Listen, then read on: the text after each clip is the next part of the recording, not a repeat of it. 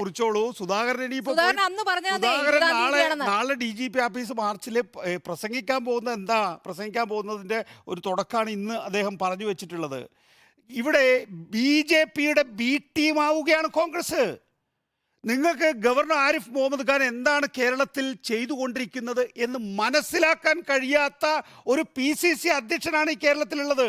ഞാൻ പറയുന്നു, പിണറായി വിജയൻ കണ്ടിട്ടില്ല എന്ന് പറയുമ്പോൾ നിങ്ങൾക്ക് ധൈര്യം വേണ്ടേ? ഒരു ആഭ്യന്തര വകുപ്പ് കൈകാര്യം ചെയ്യുന്ന മുഖ്യമന്ത്രി തൻ്റെ സുരക്ഷാ ഉദ്യോഗസ്ഥൻ ഇവിടുത്തെ യൂത്ത് കോൺഗ്രസ് ചെറുപ്പക്കാരെ ക്രൂരമായി മർദ്ദിക്കുന്ന ദൃശ്യങ്ങൾ കണ്ടിട്ടില്ല എന്ന് മുഖ്യമന്ത്രി പറയുമ്പോൾ അതിനെ ചോദ്യം ചെയ്യാൻ നിങ്ങൾക്ക് ധൈര്യം വേണ്ടേ? അടുത്ത ദിവസം ചോദിക്കുമ്പോഴേ മൈക്ക് ഓഫ് ചെയ്തു.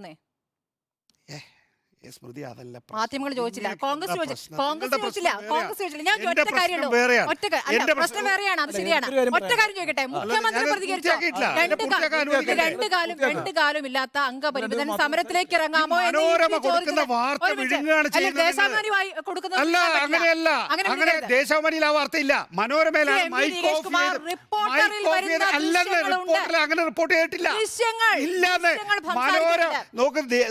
മുഖ്യമന്ത്രി മനോരമയുടെ വാർത്ത തന്നെ എന്താണ് ഒന്ന് ശ്രദ്ധിച്ച് വായിച്ചു നോക്ക്, അല്ലെങ്കിൽ ഒന്ന് ഇപ്പൊ അടിച്ചാൽ കിട്ടുമത്. മനോരമയുടെ വാർത്ത തന്നെ പറയുന്നത് മുഖ്യമന്ത്രി ഓഫ് ചെയ്തതിന് ശേഷം അങ്ങനെ ഒരു ചോദ്യം വന്നു, മുഖ്യമന്ത്രി എണീറ്റ് പോയി. മുഖ്യമന്ത്രി മൈക്ക് ഓഫ് ചെയ്ത് കഴിഞ്ഞതിന് ശേഷം അങ്ങനെ ഒരു ചോദ്യം വന്നാൽ സാധാരണ അങ്ങനെയല്ല സാധാരണഗതിയിൽ പിണറായി വിജയൻ ചെയ്യാറുള്ളത്. പിണറായി വിജയനോട് മൈക്ക് ഓഫ് ചെയ്യുന്നതിന് മുമ്പ് കാര്യങ്ങൾ ചോദിക്കാമല്ലോ. ഇന്നലെ ചോദിച്ചല്ലോ, പിണറായി വിജയൻ തട്ടിക്കേറിയല്ലോ. അപ്പോ ഞാൻ പറയുന്നത് വാർത്താലേഖകരുടെ കാര്യമല്ല. ഞാൻ പറയുന്നത് തട്ടിക്കറി എന്നുള്ള വാക്ക് എന്റെ വാക്കല്ലേ.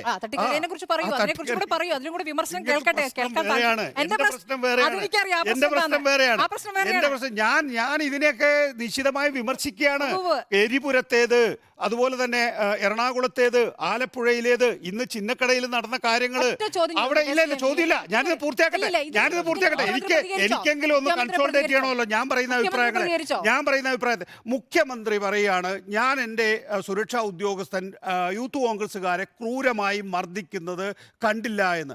ആഭ്യന്തര മന്ത്രി അദ്ദേഹത്തിൻ്റെ സുരക്ഷാ ഉദ്യോഗസ്ഥൻ ഇവിടുത്തെ യൂത്ത് കോൺഗ്രസ്സുകാരെ പ്രോട്ടോകോൾ ലംഘനത്തിലൂടെ ഈ നിലയിൽ മർദ്ദിച്ചത് കണ്ടില്ല എന്ന് പറയാൻ ഇനിയിപ്പോൾ ദൃശ്യങ്ങളിലൂടെയല്ല, പത്രങ്ങൾ വായിക്കാറില്ലേ പിണറായി വിജയൻ എന്നൊരു ചോദ്യം ഉയർത്താൻ ഇവിടെ ആരെങ്കിലുമൊക്കെ വേണ്ടേ?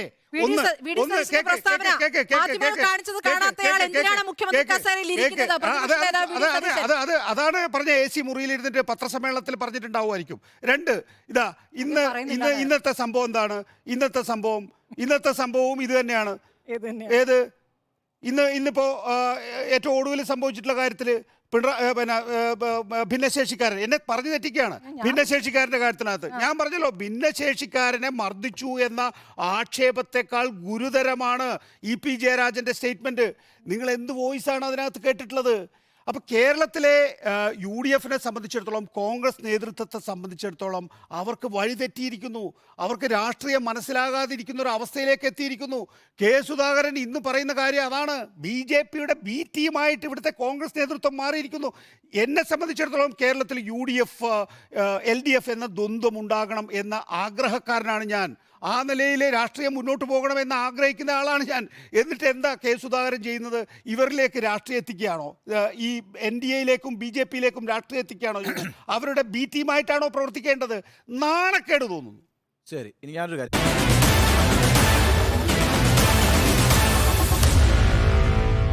Meet the editors.